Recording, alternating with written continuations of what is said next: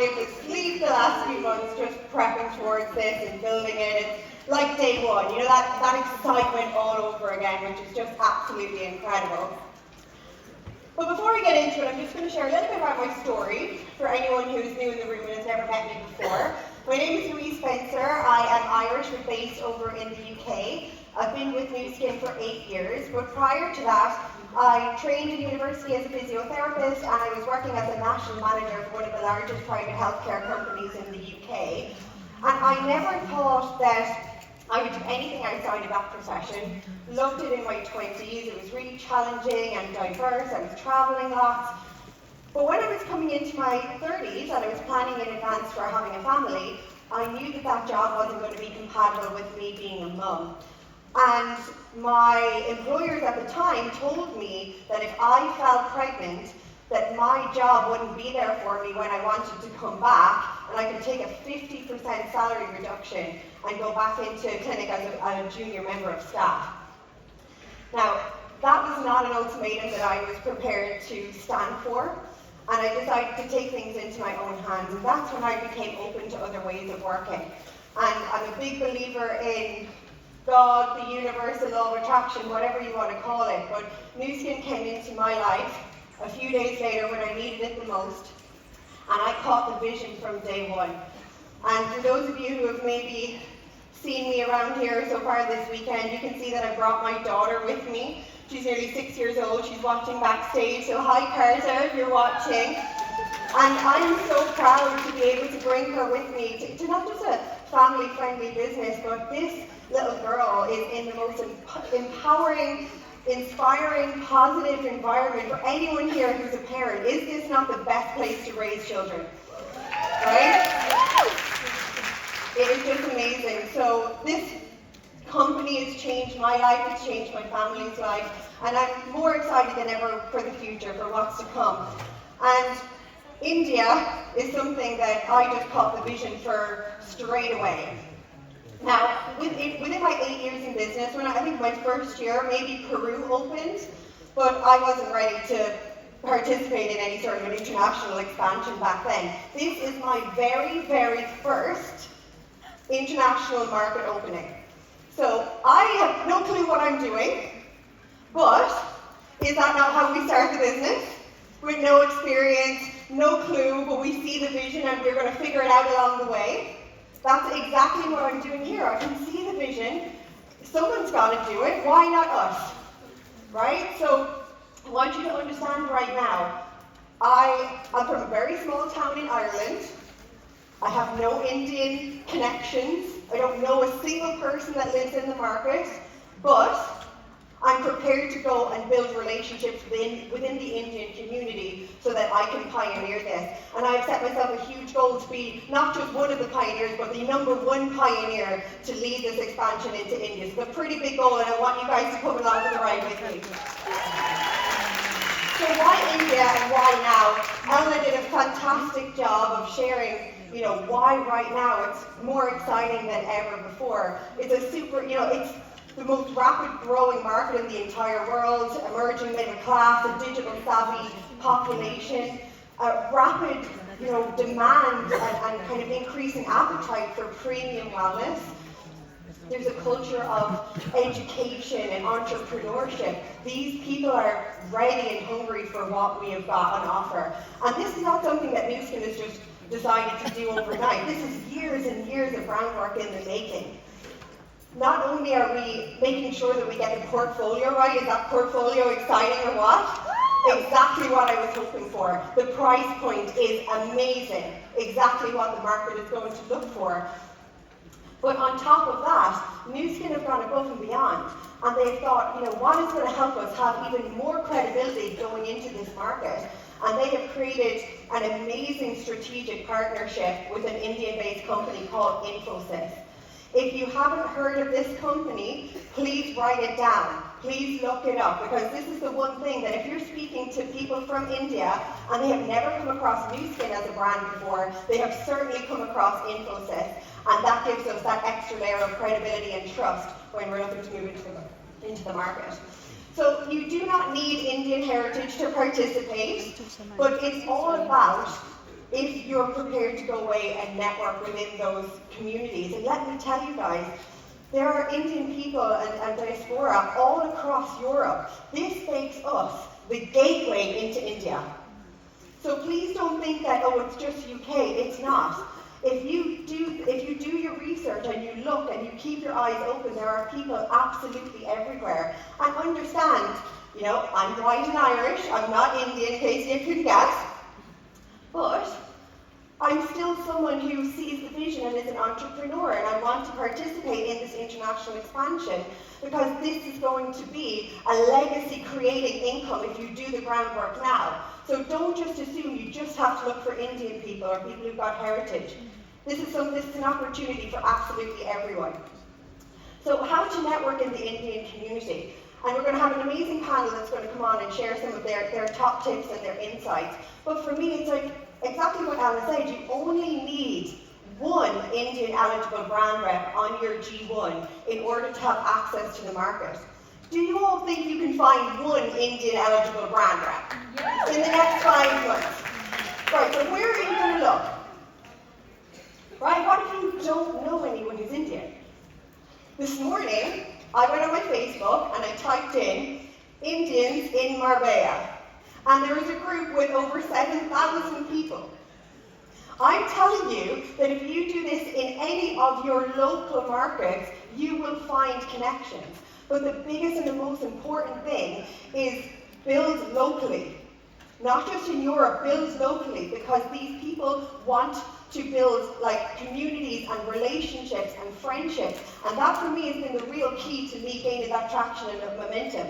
These are not people that I just see on Zoom. These are people that I meet, that I've built friendships with, and that's why I've had to take them through the longest repeat exposure process that I've ever had to take any business partners through. Some of them are taking months and months and months. Like calls after calls, in-person meetings, product exposures, anytime something new is coming out from the company, following people up until they're at 12 o'clock and they're ready to take that action. But also think about it, guys. Let's say if you have 1,000 people in your network and not one of them is Indian. If all of them have 1,000 people each in their networks, that's 1 million people. I'm telling you there's some Indian people within those two networks. So it's about how do you build those connections and those relationships. Who do you know? Is that not one of the most powerful questions that we ask in our business?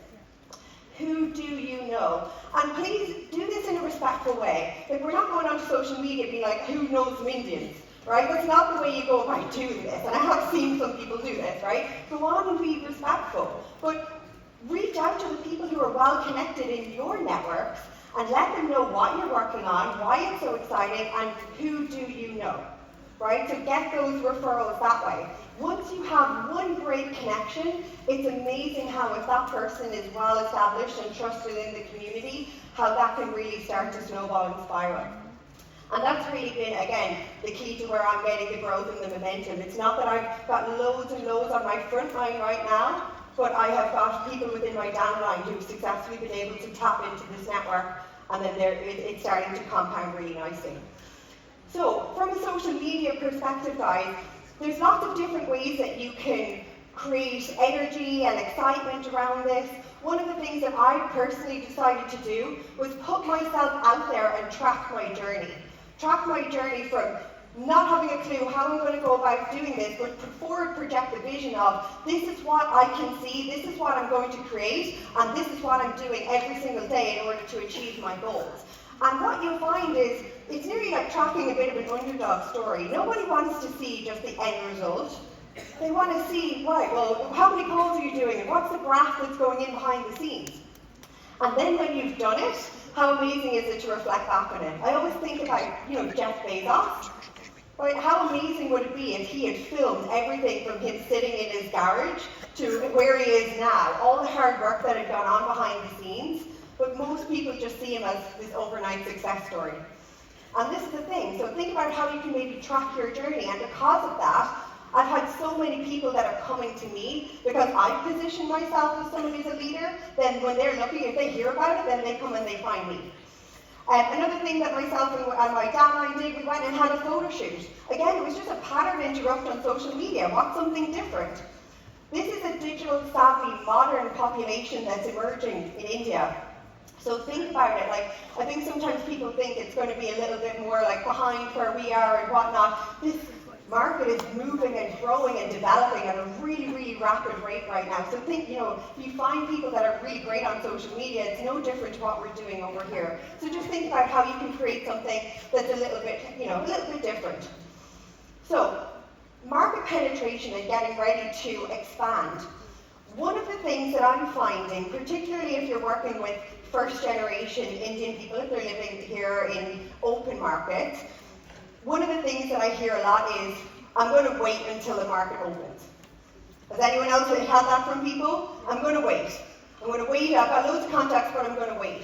And it's about explaining to people and understanding, if you want to grab a larger piece of this projected market share, it's about having the growth and the momentum already building in the open market so that you've got more access points into the market. And you can see here with some of the figures that I've put on screen, if you have one Indian eligible contact with 10 India-based leads, that's 10 leads on the ground in India.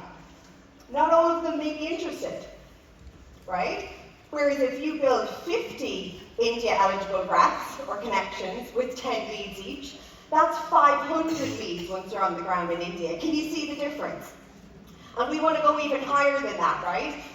Elna also mentioned that something that the company has done, which I think is absolutely incredible, is that they're having a pre-launch almost on November 1st, where you must not only have your OCI, but you must be brand rep and above in order to get access. That gives these people 6 months ahead of all of the affiliates that are India eligible. So what an incentive to get to brand rep.